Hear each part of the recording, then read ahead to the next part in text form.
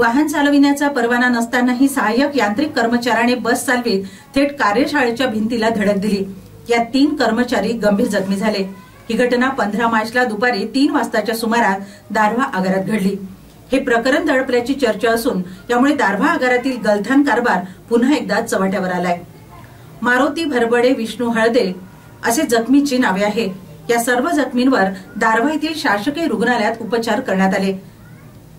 आगारात बसचे मेंटेनन्स तसे इतर दुरुस्तीची कामे केल्यानंतर पाळी प्रमुखांना बस चालविण्याचे अधिकार असतात। यांत्रिक विभागातील सहाय्यक कर्मचाऱ्यांना नियमानुसार बस चालविता येत नाही। यानंतरही सहाय्यक कर्मचाऱ्याने बस चालविली। बसवरील नियंत्रण सुटल्याने ती बस थेट यांत्रिक विभागातील भिंतीवर जाऊन धडकली। या घटनेत भिंत पडली असून 3 कर्मचारी देखील जखमी झालेत। घटनेनंतर जखमींना उपचारार्थ दारव्हा येथील शासकीय रुग्णालयात नेण्यात आले।